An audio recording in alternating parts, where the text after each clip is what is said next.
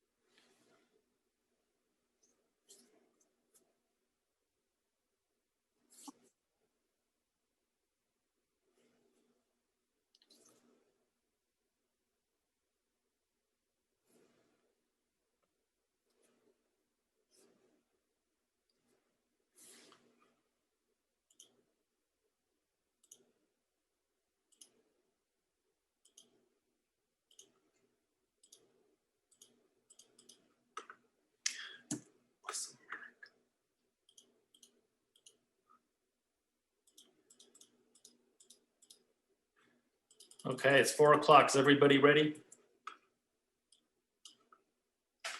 Okay, hearing no complaints, I'll welcome everybody and good afternoon. Welcome to the Audit Committee meeting of the Dallas Independent School District Board of Trustees.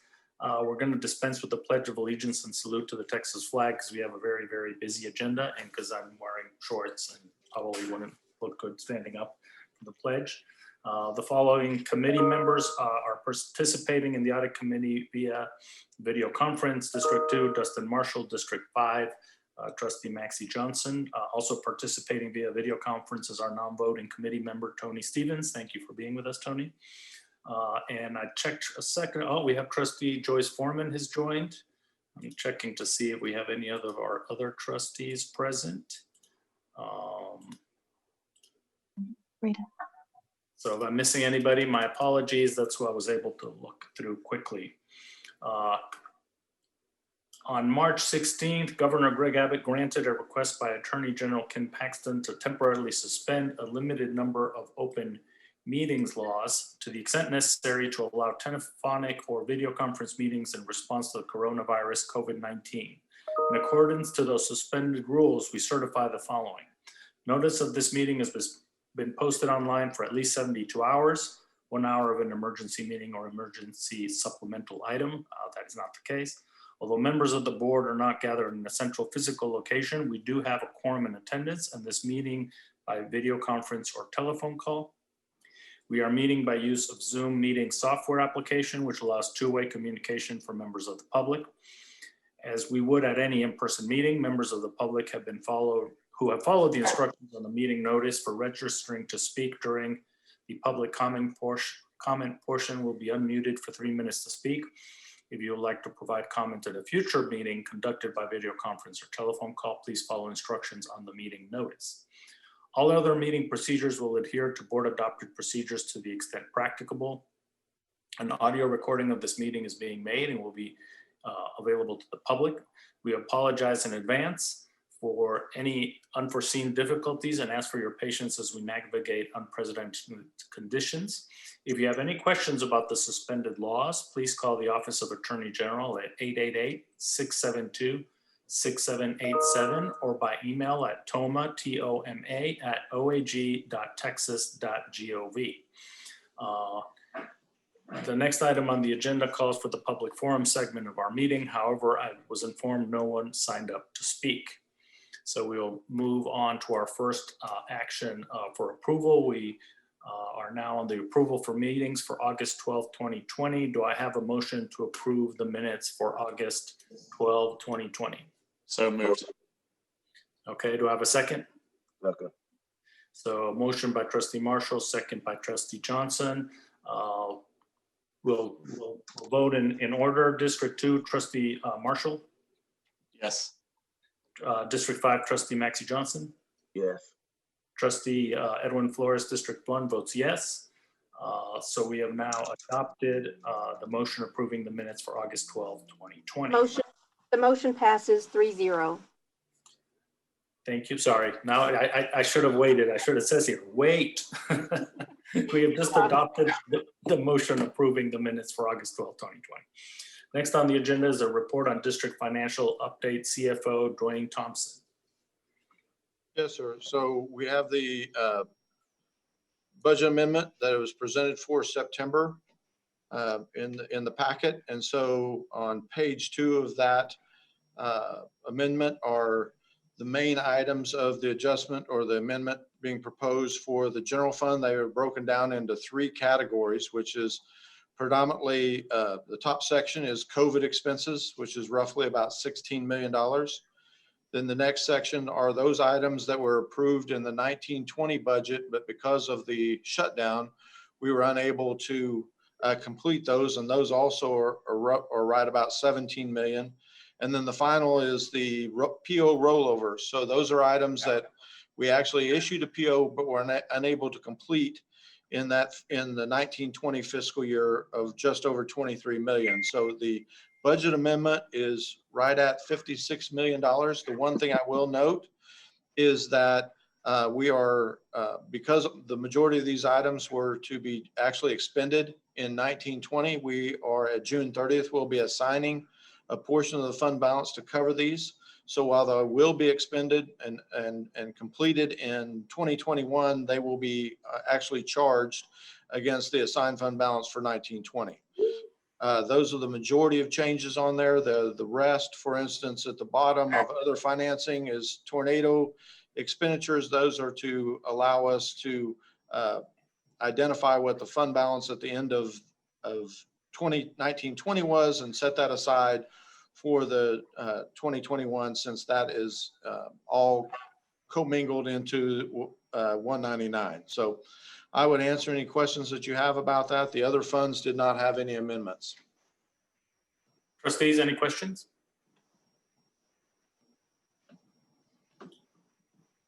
Okay, anybody else? Okay, if not, we will move on to item C, consider and take possible action to accept and make final audit reports. So I will accept a motion. Move to approve. We have a second. Second. Thank you. So we have a motion and a second. Trustees, Alan, do we have a presentation, or trustees, is there any discussion? Trustee Edwin, is this the audit reports that we requested, I think, about a month ago? Alan, these are the ones that are kind of the ones that are like in regular stream of process, right? Alan, you wanted to? Yes, sir. We have 3 audit reports for you to consider today, and all of these are included in our audit plan. The first 2 are related to the work order systems. And, a work order system is really set up to track work and task, and also to track cost. The 2 reports we're looking at in regards to work order, one is for maintenance and one is transportation. Maintenance is where we have the higher risk, because basically you got about $28 million worth of expenses that you would expect to show up in the work order system. So the work order system to basically track the work and the task, and also the cost. Like I said, the maintenance is a little more risky than the transportation because of the number of departments involved and the amount of costs you should be tracking. Basically, I'll kind of combine these 2 reports, but the findings on both the reports were, when we're looking at how well they track and what they're doing with the tracking and the transportation work order system, they're basically not really tracking the length of time to get the task done. And when you look at the maintenance work order system, you see a lot of tasks which are not completed in a timely fashion. Neither one of the work order systems are really handling the labor rate in a consistent fashion. Also had some difficulties tracking supply costs. And there was also some problems with the approval process related to these work order systems once the jobs were completed. So basically the transportation and maintenance work order systems need a lot of work and need a lot of attention. And, we got those items included in detail in our report.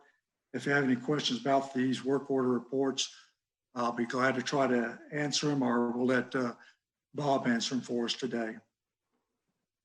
Yeah, and just a reminder, this is, oh, let me make sure I'm, okay, yeah, these are the ongoing audit reports.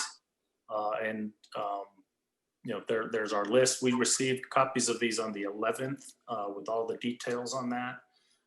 I don't know if there's any answer from management on these. I know that there's, you know, the audits themselves have the management's answer. But if there are any questions about that. Yeah, I have questions. Okay, Trustee Marshall?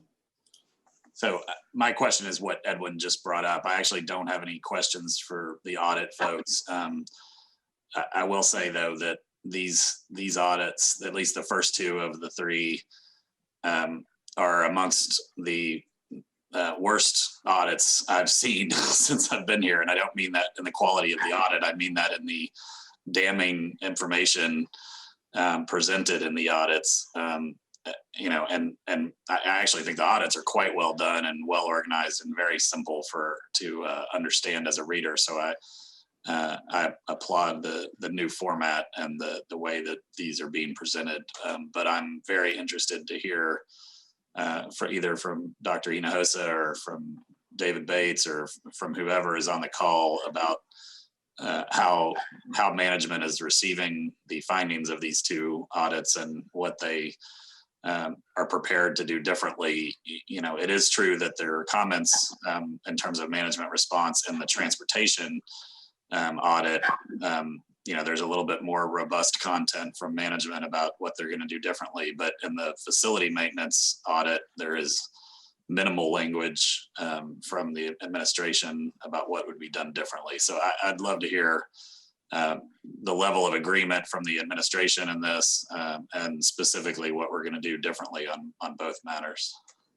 Thank you for the question. I want to reserve the right to speak last. I want to see what either Bates, David Bates or somebody or Dwayne Thompson has to say, and then I'll make my comment at the end. Thank you, sir. So I am ready to speak on this, and I welcome the audit findings coming from school leadership, where we dive into data every single day.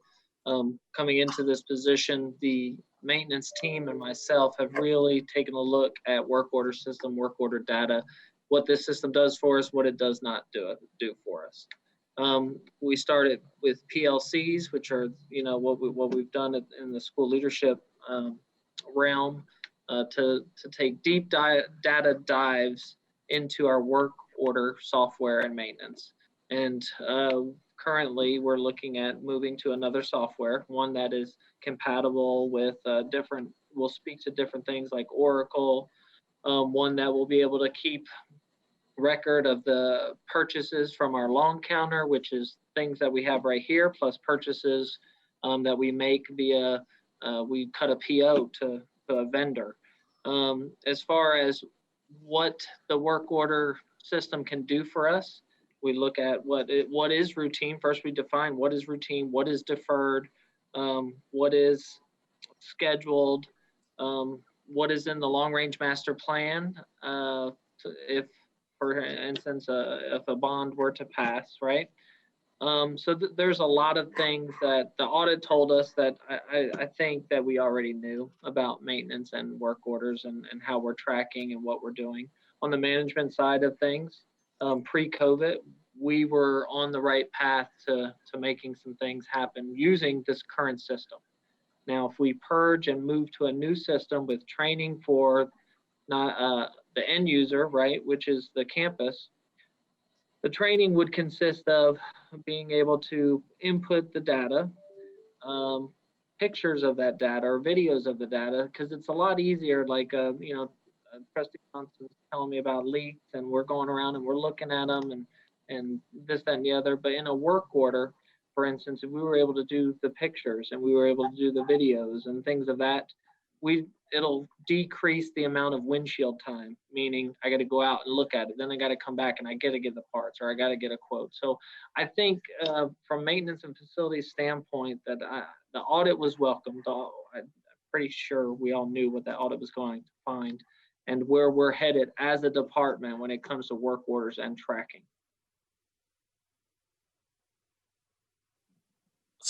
So thanks, David. I mean, I'm glad to hear that you're receiving the audit with open arms, and and I have found you to be an amazing asset to the district personally. So your attention to it means a lot to me. But I will say that I'm not sure that I heard many tactical specific things in that answer that give me a lot of comfort. Especially I may have the sort of broad strokes of my numbers wrong, but I remember several years ago taking a look at the number of outstanding work orders, and it was over 10,000 outstanding work orders at that time. And then shortly thereafter, Scott Lane came and I think put you in place and put some other folks in place. And I remember it getting down to a 3-digit number that was a lot more understandable and a lot more manageable. But now we're back up to 4,000 active work orders, with only 1,700 of them having been addressed, and the remaining 2,300 of those active work orders not even in the system as scheduled, and some of them up to 640 days old. I mean, that's multiple years with work orders open. So I mean, I'm glad to hear it has your attention, but there needs to be a lot of tactical specific changes to the system if we're letting 2,300 work orders stay open, and some of them for multiple years. I mean, so can you give me some more meat on the bone about what we're going to do that's actually going to fix this situation? Yeah, so some of those work orders, right? So it's definitely a user function as well. Like, we're not categorizing them correctly, we're not routing them correctly, we're not scheduling them properly. And then when it comes to the funding of them, how does that work? So a lot of times we get caught up at let's say a maintenance barn has 80 campuses, and they will have $320,000 to address those campuses with preventative maintenance measures and this, that, and the other. So if a roof, for instance, were to have lose its life expectancy, and we have work orders in for the roof and its leaks, we have 6 roofers on staff, right, for all of our buildings. So we're basically a patch and repair type of deployment. So those work orders would really have to be categorized in the long range master plan of when it's actually, the roof is actually going to be replaced, or an HVAC chiller replacement schedule. There's a lot of the work order data that has to be on a type of replacement schedule, just like our trucks and our vans and things of that nature. After so many years, you have to have money in the bank to replace those things. But as far as some of the closeouts and some of the being able to manage the system, that has to. David, if we could pause for just a second. Sure. I think it would be more productive. And first of all, I'm not surprised at all by these audits. And this now matches the anecdotes that I hear and the things that I see when I go to schools. I had been promised that we would have an aging system where we would have, as work orders had a certain age, that they would go to a certain level desk and they would be cleared and they would be prioritized. And obviously that didn't happen. So I think it'd be, and I haven't heard from Dwayne Thompson or someone else, but what would be more productive, because we need to answer Trustee Marshall's question. So we need to have a written plan of action that will address each audit finding with timetables and timelines and resources necessary. I mean, you may be talking in generalities, but I'm not going to be satisfied until I see a plan on paper as to how we take each one of these findings and have a roadmap to get done. I think that's what I'm going to be looking for. Transportation gets a little bit more of a pass because we inherited that mess and we've stumbled it a little bit. It doesn't have the history that maintenance has had since I was a student, a teacher, or superintendent twice. So I'm embarrassed by this, but not surprised, because that's what I see. So that's what I think we need to do. And David Thompson, since you report to me directly, do you have anything to add? I mean, Dwayne Thompson, do you have anything to add? Or No, I think that we've covered in a couple pieces, and the two is there's going to be we're going to develop a long-term plan for maintenance, and work orders is just part of that. Not only are we going to be looking at how to rectify these issues that are put into the work order system, whether that's keep the current system we have or replace it with another one. We also have to look at long-term facilities maintenance as far as the life of roofs, HVAC, plumbing, all those things. And we need to put together an overall plan so we have a timetable of when we're going to do work and how we're going to handle that. But right now, at this moment, that doesn't exist, and that's what we need to, that's what we're going to be working on for this fiscal year. Well, I appreciate your comments, Dr. Hinosa. I'm glad to hear that you're as appalled by this as I am, and that you're taking it seriously, because there is massive room for improvement here. And you know, I feel as do you that I understand it more on the transportation side than on the facility side. But we absolutely have to have a plan in place. So I'm glad that you're demanding that from your team, because you know there wasn't much content in the report in terms of a management response, and I'm glad you're going to be pushing that forward. So with our chair's consent, I would love it if this item, these particular audits, were back on the next audit committee agenda with a more robust response from management about this, you know, specifically what we're going to do to address these things. Is that okay with you, Alan and Edwin?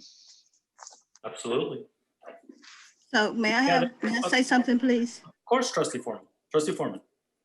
So there are a couple of things, and I want to start with is that this is the kind of information that the entire board needs, not 3 trustees, to be able to understand the situation that we're in.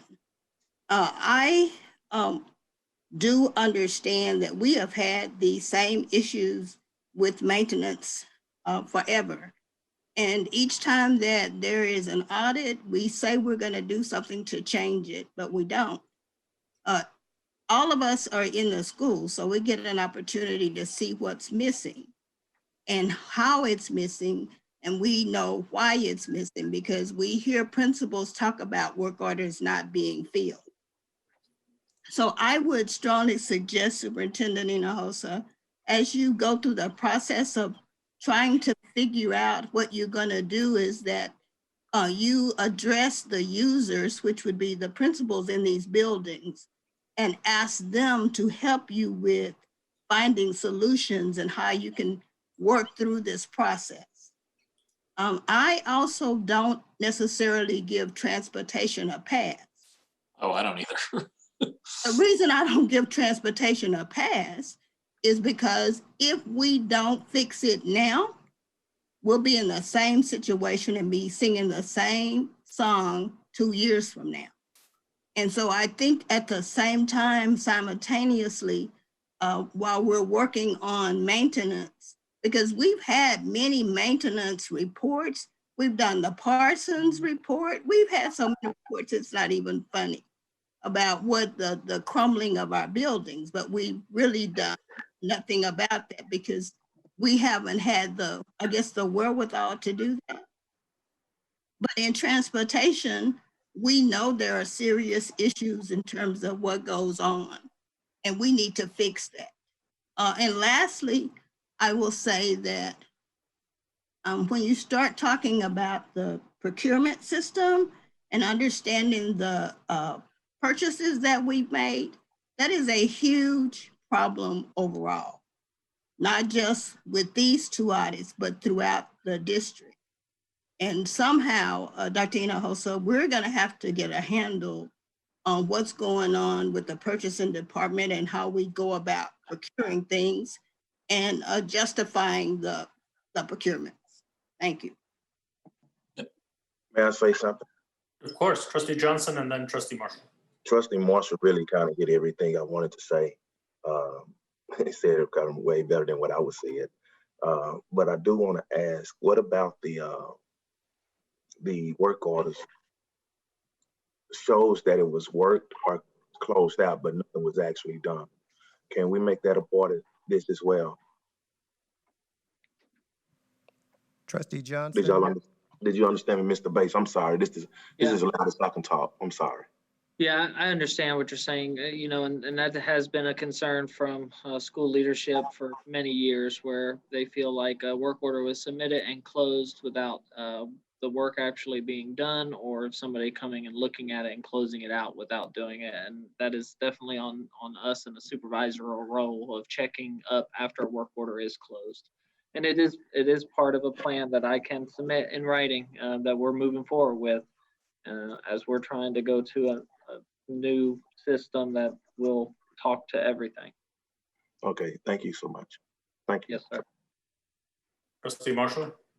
Yeah, I just wanted to build on what Joyce was saying about the board getting access to these reports. I know once the audit committee approves them as final, they become public and are posted on the website. But Alan, if you wouldn't mind getting a process in place that once they've been approved by the audit committee, that they do go to the full board, I think that would be prudent. And I noticed on the email where these reports were sent that they were sent to the 3 members of the audit committee and Joyce, which I'm sure is because Joyce showed some interest and requested to get them. But if things are going to members beyond the audit committee, they should go to all the trustees, not just 1 or 2. So if we can just get a process in place to send all these reports once approved to the full board, I think that would help keep people better informed. Trustee Marshall, the email I have shows all the trustees on the email sent September 11th at 2:04 p.m. It's all the trustees, Dr. Nahosa Allen, Dr. Lear, Chantel Grant is from K Gully. So we did get them, but It went to all the trustees, yeah, that Okay, went to all the great. trustees. You're absolutely right. Now that I'm looking at that email, I got another. not just Joyce. I got another email that same day about the closed session group, which that one has Joyce on it and not anyone else. So I confused the 2 emails, so I apologize. But I would like to make sure that we continue to do that, because in the past, Joyce has correctly voiced concerns that not everybody is getting the reports, and and I think we need to make sure that we avoid that, like we appear to have done this time. So thank you. Yeah, I completely agree. Every trustee should get everything from the administration at the same time. In this case we did, but I see what you're saying about the breakout room instructions. So, we'll make sure that those are sent out to everybody as well. My only comment, that there are no other comments from the trustees. My only comment is that there's going to be a budget item associated with this. So we want to be able to, kind of really power this thing up. There may be some software, there may be some other things that need to be done. But then at the end of the day, we say, well, we've got these 100, I did the math real quick. There are 4,000 of these out there. That's about 40 per school or so. And so we'll, we do need to attach a number to these things. So, and we may be shocked by the number, but then again, that's one of the reasons that, we're pushing forward and put something on the agenda for November for the voters to decide. So hopefully, those 2 will match up and will help with a lot of these things. Tony, do you have anything, or can we proceed to vote on these? I don't have anything. Great, thank you. Well, trustees, so we'll cast our votes by roll call. Trustee Marshall? Yes. Trustee Johnson? I'm sorry, yes. And Trustee Flores votes yes. Motion passes 3-0. Great, we've just adopted the motion approving and accepting and made final the audit reports. So the next item is the audit follow-up report. Yes, I didn't do a very good job with this. We need to send this out. Really, we need to address this quarterly. And it looks like we've only addressed it maybe once in the last year. But basically, the list has 50 items to address. 21 of the items have already been implemented by management. 8 of the items need further attention, and 21 of them aren't due yet. The 8 items that need further attention, within the last week or 2, I bumped them up to the proper level of management. And I think by the next time when we issue this quarterly report to you, you'll see quite a bit of improvement. I think internal audit, I think we should do this quarterly and not let it linger so long. And that's why so many items were in the red, but we'll be glad to try to answer any questions you might have. Trustees, any questions about the report that we will now be getting at every meeting? Yep. Trustee Marshall? So Alan, is this the same agenda item on which you forwarded us some of the responses you got from management and follow-up pursuit for these items? Yes, sir. Can you share with me your thoughts on the general tone and responsiveness of the responses that you got back on the items that are behind? You know, I think some were good and some were not so good. And that's something that, you know, we'll have to work on. You know, internal audit is kind of adversarial by nature, and you know, we all have to work a little better together. So some were good and some were not so good. So that was my impression as well when reading them. And I just wanted to, you know, directly speak to the superintendent about that. You know, I know there have been sort of varying degrees of productive relationships between audit and the administration in the past. And I think some of that had to do with the people and personalities involved. But I obviously know that you, Dr. Hinojosa, and Alan have a great deal of mutual respect for one another and a great deal of ability to work well with one another. However, I would suggest to you, Dr. Hinojosa, that there might be some cultural remnants at lower levels within the management organization, some cultural remnants of previous more hostile relationships with the audit department that are perhaps coloring the manner in which certain administrators respond to requests from the audit department. And I don't know if you've read the emails that Alan received back from some folks on the items that are behind here, but I was not uniformly impressed with the level of cooperation and responsiveness from everyone involved. And I hope that you'll take that on head on with your team and you know, in whatever way you see best to make it clear that, you know, it's the board's expectation that audit requests for follow-up are handled in a timely and cooperative manner and with the cooperative spirit that we need to see, you know, since we're all working for the betterment of kids. So I'll leave you with that. No need to respond unless you have particular thoughts, but Actually, I have a very brief thought. Okay. Your observation is keen. It's right on. I have had a very adversarial relationship with previous auditors, but not with the audit function. And I think Alan King, I do respect. I don't always agree with him, but I do respect him. And I think I'm gonna have to do my own auditing. I have not seen those responses. So maybe Dr. Leary, if you're on the line, I think I see your name on there. Maybe I need to do a sampling of 5% of these responses so I can see how our people are responding. I got a lot of other things to do, but if I got to get into this, that's going to not make me too happy. But I think that I may just take that approach and I will audit 5% of these responses. And if I don't like how we're responding, then I may have to do something else. But I've had one other trustee who's not on this audit committee, who's never been on the audit committee, raise the point that superintendents just hate auditors. And I want to make that point that, you know, I respect Alan, even though I don't agree with him on everything. I do respect him. And I know, in fact, this is what an audit's supposed to do. We're now getting to the meat of some things that are problems that should be fixed. And so you're right on with your observation, and we will we'll do a better job and make sure that audit can do their job. Great. Thanks for your attention to that. So back to regarding the content of the report, Alan, most of the red items are campus level controls. Is that correct? Yes, sir. Most of them are campus level controls, and you know, we bumped that up up the management chain here in the last few weeks, and also sent some to Pam. So I really think these are going to be addressed, and you won't see them the next time. Okay, so the only other question I had is there's a couple red ones on here from the special ed department. Can you walk me through what those are specifically and what we're still waiting on?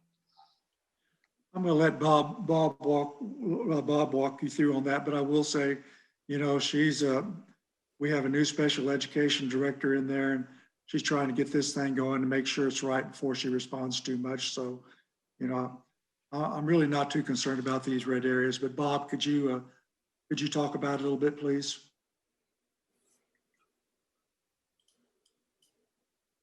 See if I can unmute. There I go, unmute. So we had two issues, special ed. So during the audit, they have to fully document. It's probably more of a documentation issue than not providing the service for special ed, but we have to rely on documentation. And with a small sample, 6 of 10 students not receiving services or receiving less than the hours required. They didn't consistently document those service hours provided. So it's hard to tell if it was or was not. So obviously they have to keep proper documentation. That was one of the issues on special ed. And then a monitoring report.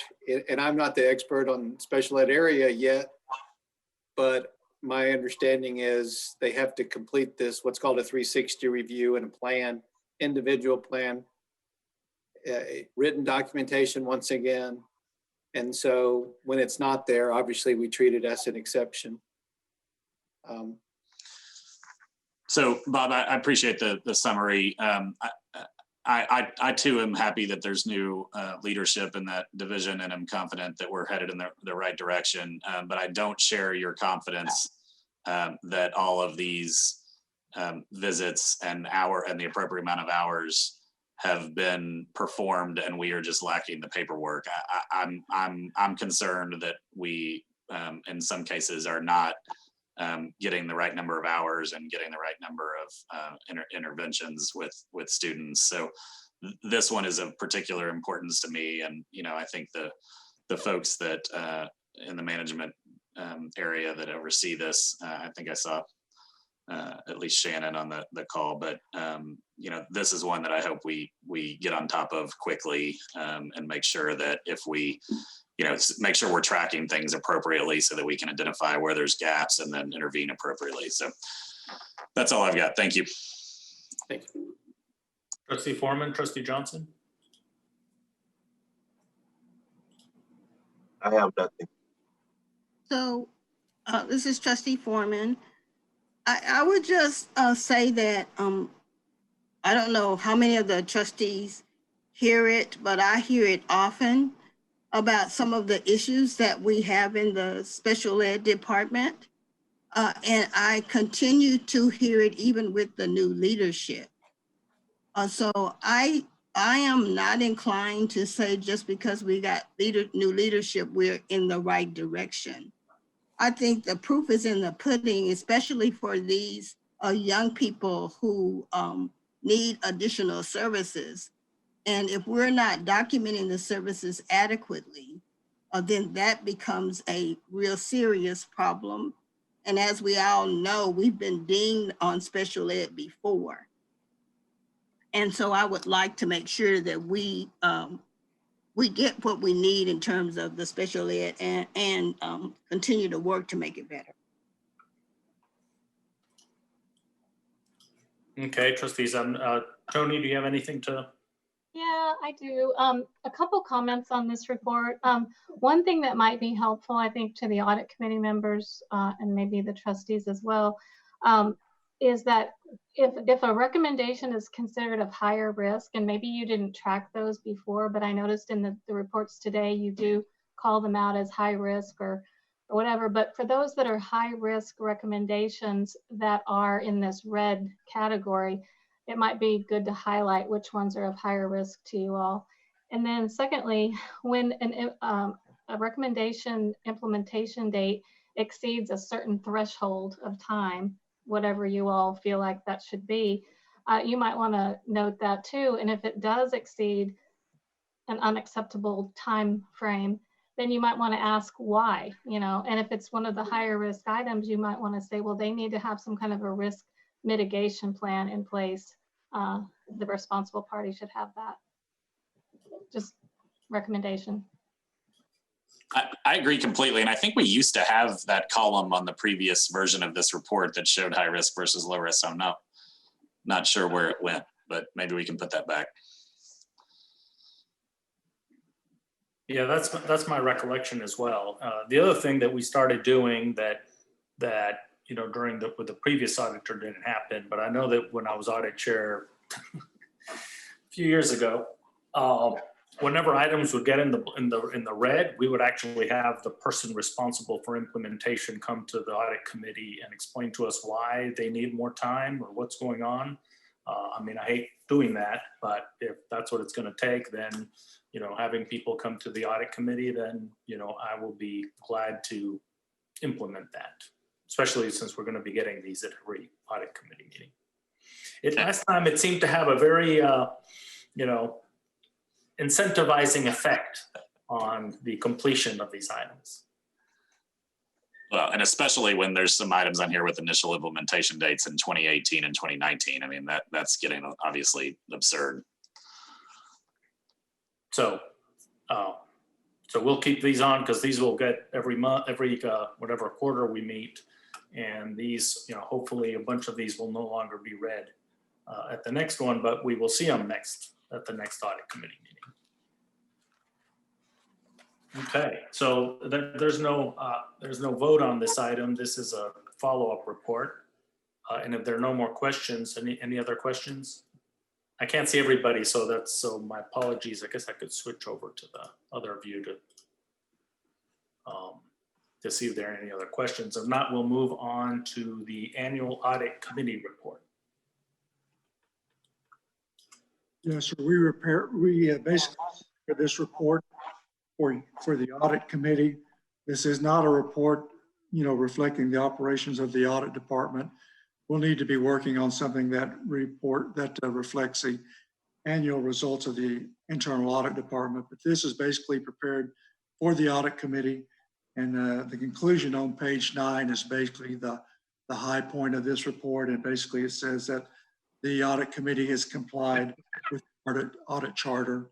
So this is the same report that you looked at last year. It's been updated. And basically the main thing is that you've complied with the audit charter and a few other things that's reflected on page 9. Bob, again, prepared this report just like you did last year. If you have any questions, we'll be glad to try to address them. Trustees, any questions? Trustee Marshall. Yeah, Alan, I read through this and didn't take note of anything out of the ordinary. Is there anything in here that you want to call our attention to, or should we just consider this a procedural requirement and we're checking the box and everything went fine? Well, in my mind, it's just a procedural requirement. And it just notes that you've complied with everything you're supposed to comply with. We do need to do an annual report showing you what the audit team has done. And this is not that report. Sure. Okay, thank you. Trustees, Tony, if there are no other questions, then we'll move on to the next item, which is the report on district hotline. Actually, Mr. Garza from PSO prepared this report for us, but basically there's 128 reports that were filed during the quarter. All of the reports that are filed come across my desk and Bob's desk. We review the reports to make sure that it's not something that internal audit should be involved in. Occasionally we follow up with PSO to make sure they've done something. It looks like as of 31, they really only had about 13 outstanding reports. This report shows 20, but if you look at the footnote, they said there were 7 duplicates. So looks like the hotline reports during this COVID outbreak have gone down, and there aren't, looks like PSO is staying on top of the issues. If you have any questions, we'll be glad to address them, or we may have to punt to Mr. Garza. Trustees, any questions? No, sir, I don't have anything. I would just quickly ask if there's anything with the 13 that are still open that is a structural problem or anything, you know, that's a major investigation that we need to be aware of, or if they're all just still being worked. In my mind, I didn't see anything that was very significant in the entire 130. Mr. Garza may be in a better position to answer that.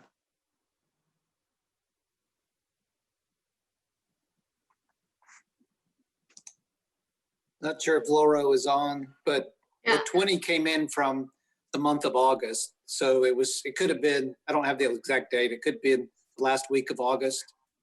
That's why we're down to 20. Okay, great, thanks. Okay, Tony, anyone else?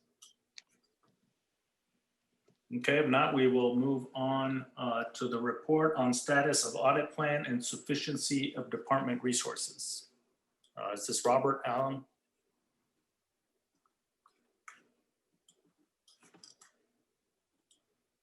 What we are trying to do in the audit department is all of our audit reports, you know, after they're approved by the board, they're posted on the web page. We're trying to get our audit plan posted on the web page. We're trying to be a little more transparent with what we're doing. So, you know, it's kind of a constant effort for us, but this is our audit plan and basically the number of hours to accomplish each of the tasks.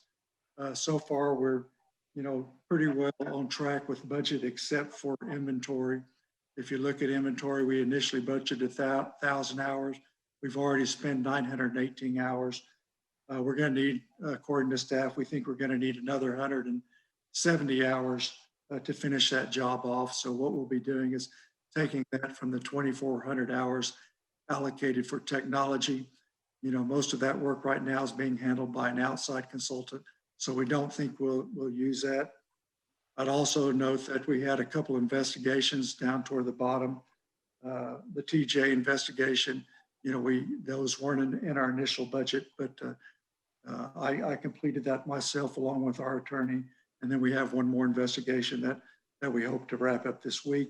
And none of those hours were in our initial budget, but we feel like we're going to be able to accomplish everything we need to do. We spent a lot of time on continuous monitoring this quarter, and hopefully the first quarter will be a little more difficult because we're trying to, it is a little more difficult because we're trying to identify risk and see what we need to look at more or less in the upcoming quarters. But right now we feel good about where we're at and meeting all of the objectives in our audit plan. If you have any questions, I'll be glad to try to address them. Trustees, Trustee Marshall? Yeah, so I have two questions, one a bit in jest and the other one genuine, but my just question is, why on earth are we budgeting 300 hours to go through the superintendent's expenses? Where the hell are you going, Doc, that we need 300 hours to audit your expenses? I'm thinking about going to Mexico. I would suggest that budget allocation needs to be fixed in future budget plans, since I get the superintendent expense reports and they're not usually typically more than a few lines. So that couldn't possibly require 300 hours to audit. But more specifically though, and more, you know, less just question, the totals here are a bit surprising, that we had budgeted 23,000 hours and needed under 6,000 hours. If I had seen that in my own professional organization, I would think that there was some headcount reduction in order. Do you think that there's the appropriate number of people in your department, or are we overstaffed? We're appropriately staffed, and since I've been here, we've probably reduced it. I think 3 staff members. You know, we've been shifting people over to PSO and helping that department. The budget for some of these may be wrong, and I'm not really seeing the number you're seeing right now. But when we looked at it, I think we got the staff we need to accomplish the audit. You may be looking at the column for amount used. I'm not sure at this point. I'm looking at the bottom of the report. There's a line that says total budgeted audit hours 23,302, and then there's one next to it that is the actual hours. It says 5585. It's on the next page. The actual hours is the hours we spent this quarter. Oh, so is the first column an annual number? Yes, sir. Oh, wow, that makes me feel a lot better. Okay, so we've got two columns next to each other that should not be compared to one another. One is an annual number and the other one is a quarterly number. Well, but it says that right there, budgeted and actual. Yeah, but it's budgeted annual and actual quarterly. Well, it's actually, some of the jobs are going to end each quarter and some of them will continue over. So it just kind of get, like, for example, continuous monitoring is going to continue from one quarter to the next, and it's going to overlap into various quarters. So, you know, it gives me a way to tell if we have enough hours to finish the job or not. Okay, so I guess what I was reading the budgeted hours as the budgeted hours for the quarter, and it's not. Do we know what budgeted hours for the quarter were? Like, are you on target for these things or behind target? We're on target at everything except for inventory, and I had to shift hours from technology for that. What I can do is we can add a column for quarter and annual to make that a little clearer. Okay, but if that's quarterly and the other one's annually, then you're really right about on target, because 85 times 4 is going to be right in the same ballpark of the 23. Yes, sir, that's correct. Okay, great. Sorry for my misunderstanding. Alan, as Bob Yes, sir. said, that's actually 2 months worth. So we're probably ahead of the game, having worked more hours than we probably had estimated. So we're a little bit ahead of the game. Does that make sense? 2 months worth of hours is 5,500. You multiplied that by 6, we're going to run out of stuff to do, in theory. But there's holidays and other stuff that hadn't occurred yet in the first 2 months. That'll even things out over the course of the year. Bob, I think that's the COVID effect. When we're all working from home, we actually end up working more hours than we would have if we went to work. I can attest to that. Yes, sir. All right, thanks for clarifying. Trustees, Tony, any other questions?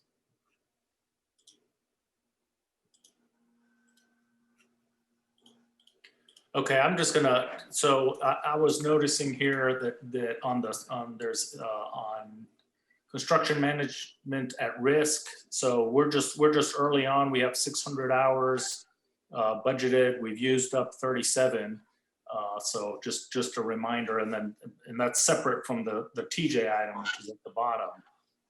And you know, this is one area where I think that as the audit committee, we really need to put an emphasis and keep an eye on what's going on there. And if you need to move hours from the superintendent's expenses review, budgeted for 300 and only requiring 1, I would certainly look to move that. And so Alan, but we're also hiring a consultant to help with this, right?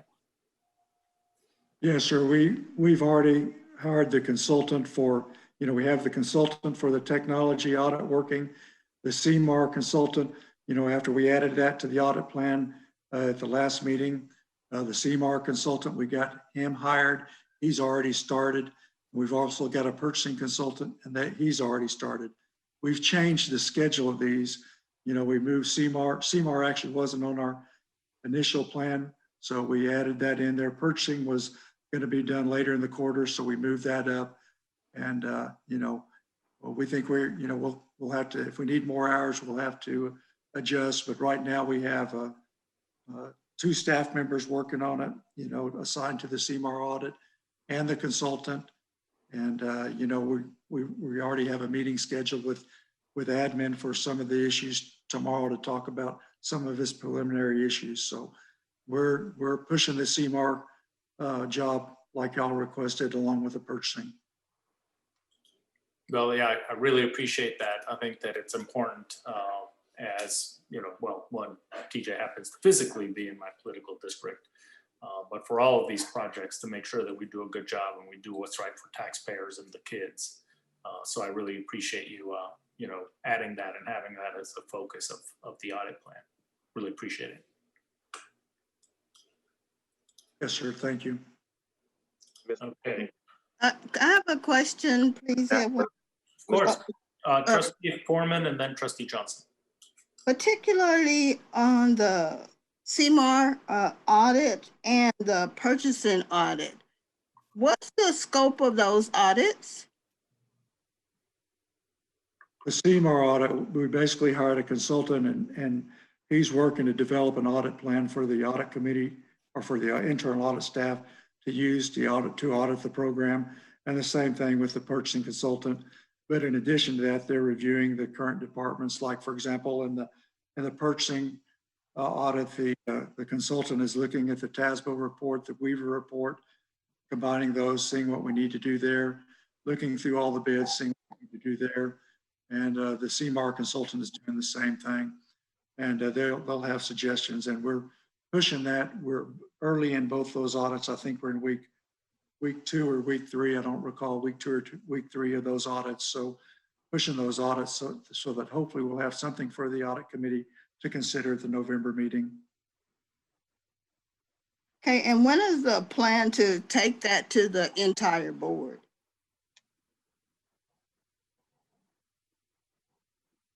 Yeah, I take the audit reports to the audit committee. I'm not sure what the audit committee does with them.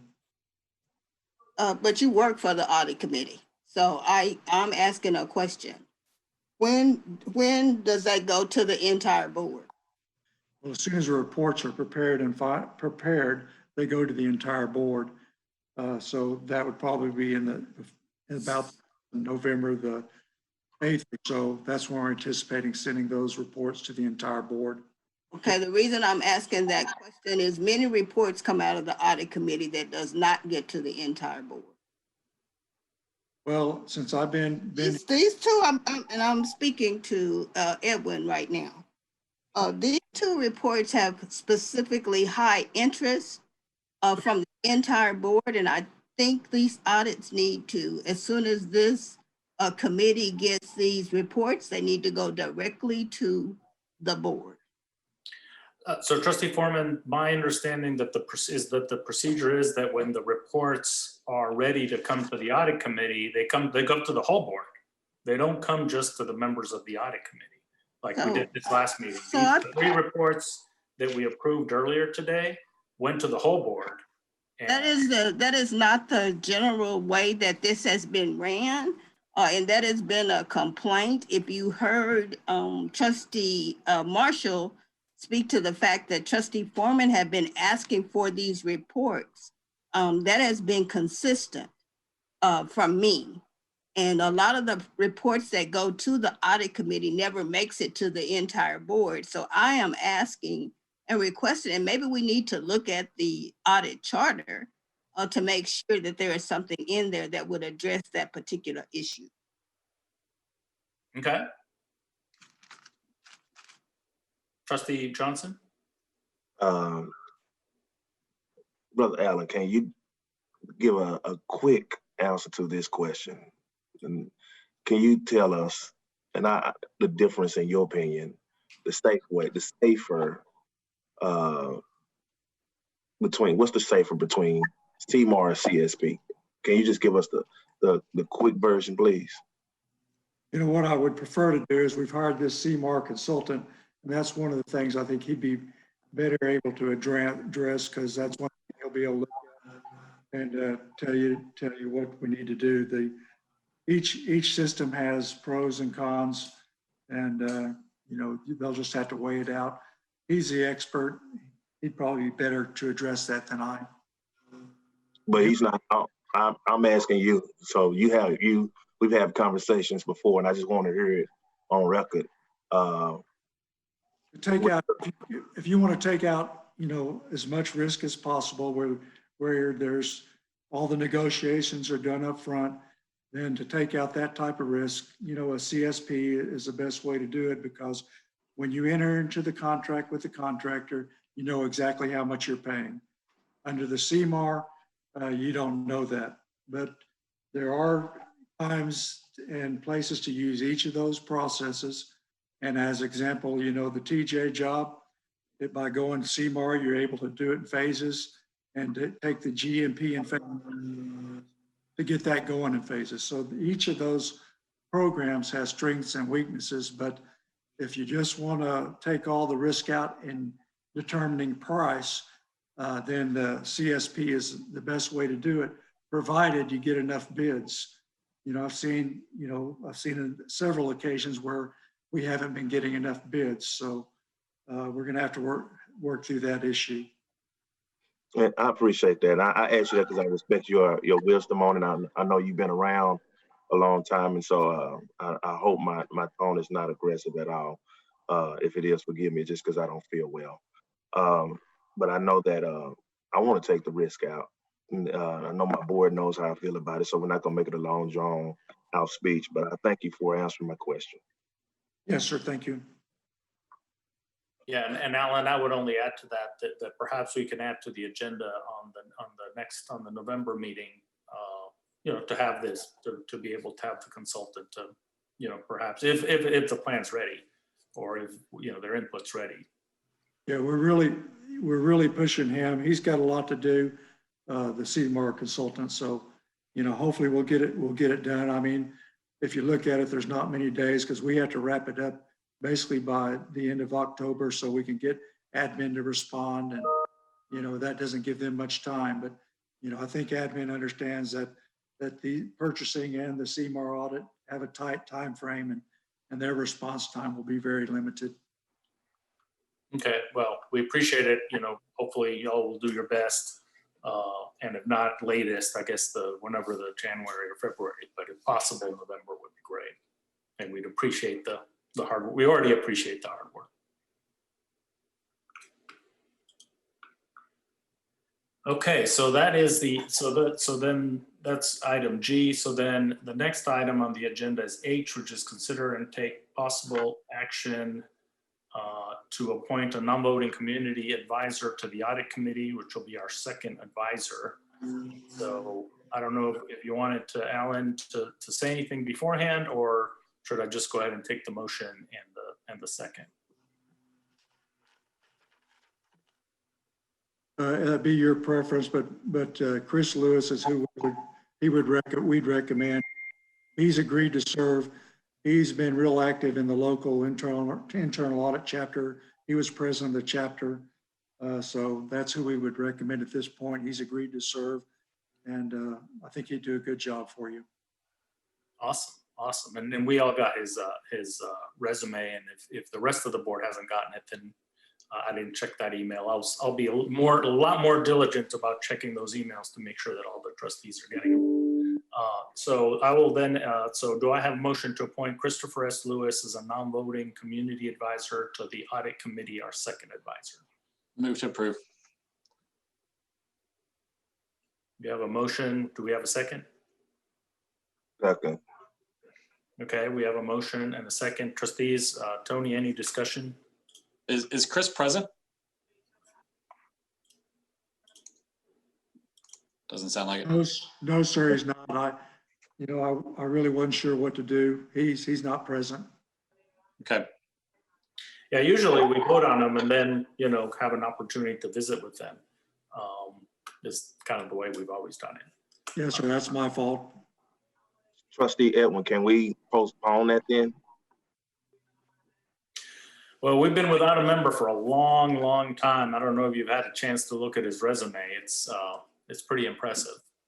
If it helps, I know Chris, and I actually recommended him to Bob and Alan.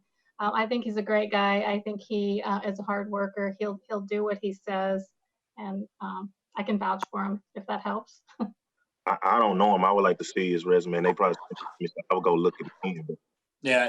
I'm not comfortable just doing that now. I haven't read it or haven't even talked to the guy.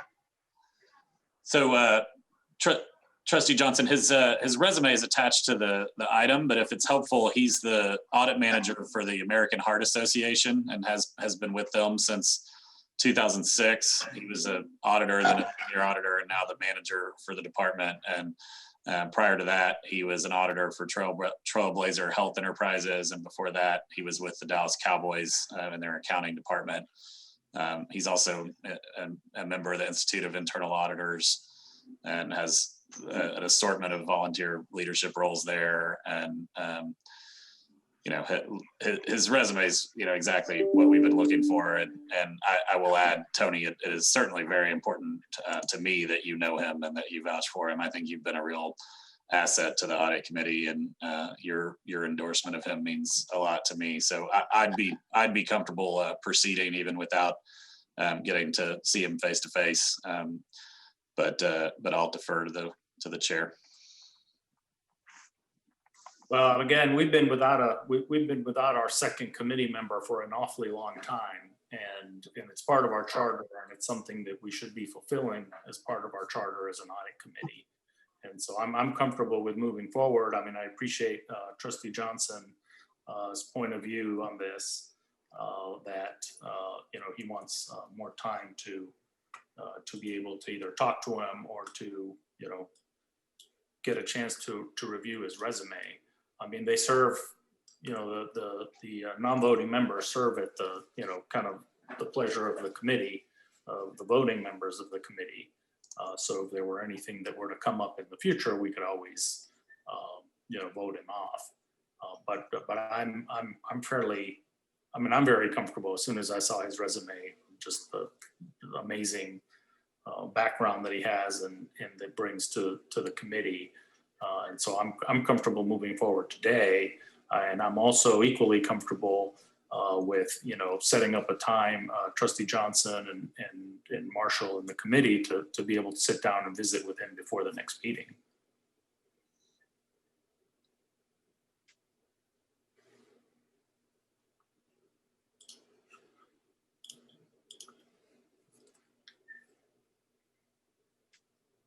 That's fine, Trustee Flores. I'm not gonna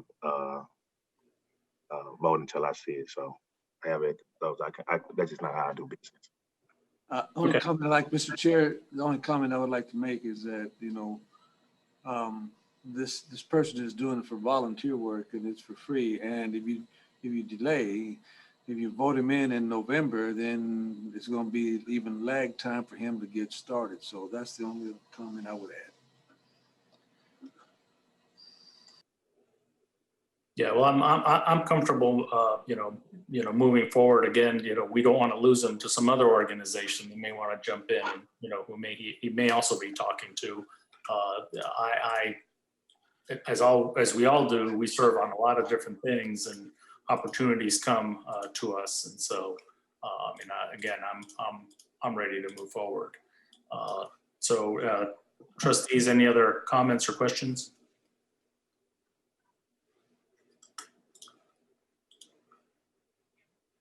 Okay, if not, we'll begin our votes by roll call. Trustee Marshall? Yes. Trustee Johnson? No. Okay, and Trustee Flores votes yes. Motion passes 2-1.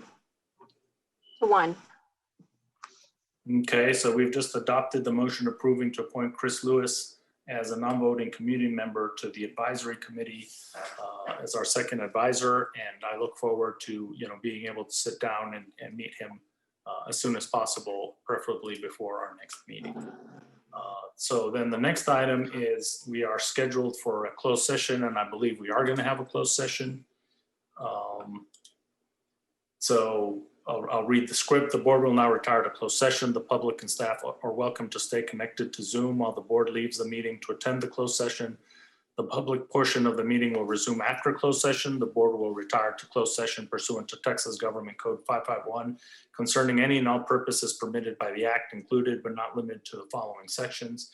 Texas Government Code sections 551.071 to seek the advice of its attorney about pending or contemplated litigation, or 551.074 to deliberate the appointment, employment, evaluation, reassignment, duties, discipline, or dismissal of a public officer or employee. The time is now 5:08, and we will jump over. Trustee Flores, Yes, Trustee. could someone send me the link to the closed session? I'll send it to you, Joyce. Okay. Yeah, can you send it to me too? Sure. Okay, I was going to start looking at the instructions. Trustee Flores, Yes. this is Norma. I'm going to create a breakout room for the closed session. All trustees will go to that breakout room. Who else needs to attend, please? I guess Alan, anybody, somebody from, I think Alan for sure. Mm-hmm. I'm the only one on audit that needs to be there.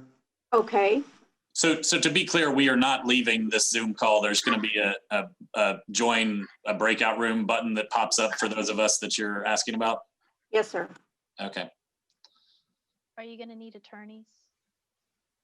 I Or don't think does so. an Alan, appointment do you matter? think, Alan, do we need attorneys? No, sir. Okay. Okay.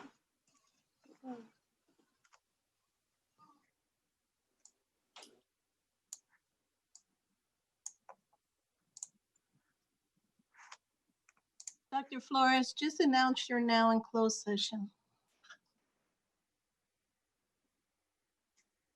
I believe Dr. Flores has already left the discussion, so Okay, would it help if I announce that? yes, All right. All right. The time is 5:09 and we are now in closed session.